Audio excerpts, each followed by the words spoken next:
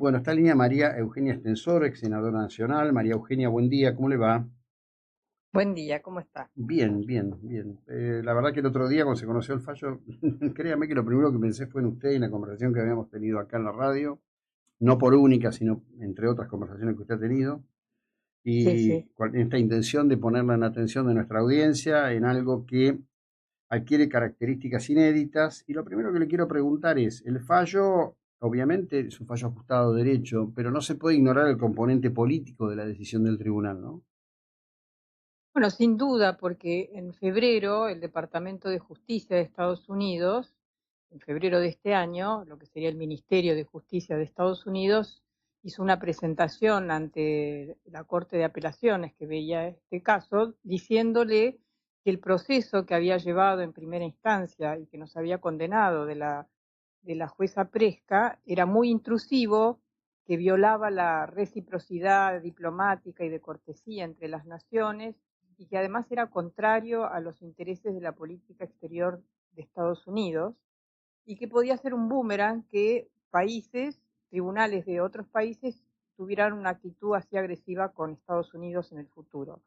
O sea que era un mal precedente. O sea que fue contundentemente a favor de la Argentina, ¿no? Ujú. Eso es algo inédito, no había sucedido en todos estos años y sin duda tiene que ver con la cercanía de Milei con el gobierno de Donald Trump, con el apoyo que Estados Unidos le está dando a la Argentina para que pueda resolver sus problemas económicos, macroeconómicos, ¿no? De muy larga data, y estabilizar su economía bueno, y hay que reconocerlo porque no pasó ni durante, todo lo contrario, durante la presidencia de Cristina, cuando se armó toda esta Mm. pesadilla, no pasó con el gobierno de Macri, no pasó con el gobierno de Alberto Fernández, y en 2 años se revirtió una sentencia que era realmente un problema. Todo el esfuerzo que estamos haciendo y que está haciendo el pueblo argentino para salir Ujú. de la crisis económica, del borde de la hiperinflación a fines del 2023, se hubiera tirado por la borda si tuviéramos que pagar esos 18.000 millones de dólares, Ujú. que era la sanción que había dado el tribunal este de Estados Unidos, ¿no? Y Claro. que ahora se revirtió eso. Entonces es un gran alivio y sí, sin duda, obviamente hay causas legales, pero hasta ahora no había funcionado. No, claro, bueno, de hecho está bien, fue la estrategia en origen. Ayer había una columna en Clarín donde hablaba y ponía en cabeza de un importante asesor jurídico de Macri, la estrategia y demás. No sé, se discutirá por la noche de los tiempos. Lo cierto es que Argentina se mantuvo en eso, pero yo digo, a ver, no tengo pruebas, pero no tengo dudas. Si no hubiera existido Bueno, esta... es muy distinto, perdón que Sí. interrumpe, ¿se imaginan si estuviéramos ahora en el gobierno de Alberto Fernández Ujú. o de Kicillof, que ahora parece que fue el que rescató YPF, ¿no? Con el alineamiento con Maduro y con Chávez, Irán, Claro. ¿no? O Rusia, cuando Alberto Fernández fue a Moscú y le dijo a Putin que quería que Argentina fuera la puerta de entrada de Rusia a Sí, Latinoamérica. sí. Bueno, obviamente si en este momento crítico del mundo estuviéramos alineados con Irán, con Venezuela de Maduro, etcétera, y con Rusia, evidentemente no creo que hubiéramos tenido este Ah, apoyo. Así que el derecho es importante, pero hay que saber que bien. también, como me dijo un abogado corporativo de multinacionales que trabaja mucho en Estados Unidos, al final los jueces también son seres humanos. Sí. Es un fallo bastante inusual para Estados Unidos, Ujú. que además deja precedentes, se está discutiendo en Estados Unidos porque, eh, eh, así que, pero Bueno, es lo que... en principio, perdón, establece una cuestión de criterio. Es decir, es cierto que Argentina ha perdido todos los juicios prácticamente en el CIAD y es cierto que recurrentemente terminamos en las Cortes de Nueva York, pero también quizás sea un punto de inflexión para empezar a considerar que las cuestiones deben tener jurisdicción en la República Argentina en la medida en que caminemos hacia una democracia confiable, ¿no? Bueno, acá todavía a mí me parece que es un gran alivio que no tengamos este juicio pendiente en Mm. Estados Unidos.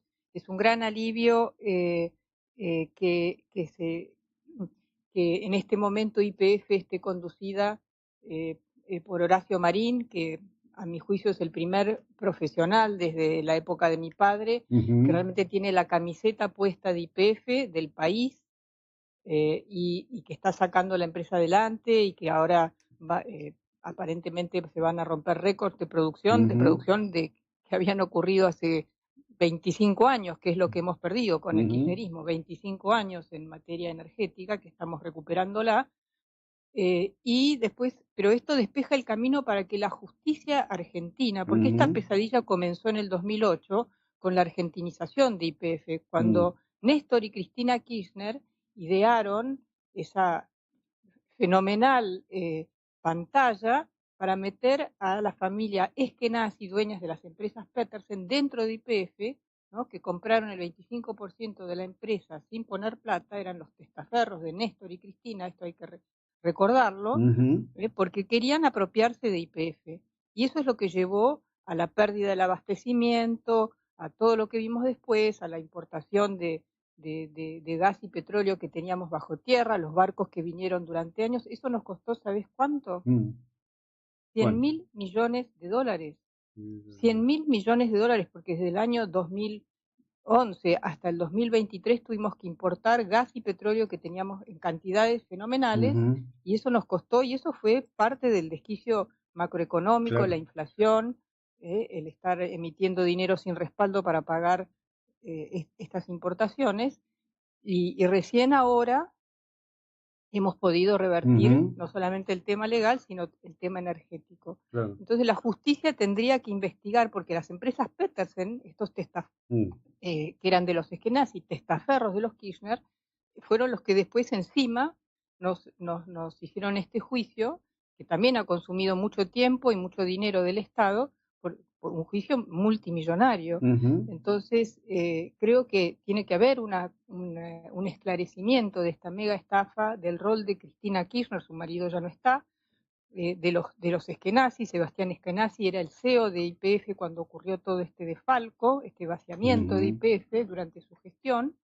El gobierno intentó tapar todo esto culpando a los españoles, pero los principales responsables, además de los españoles que fueron cómplices, fueron los Eskenazi y Cristina y Néstor Kirchner, y eso tiene que ser juzgado en sede argentina.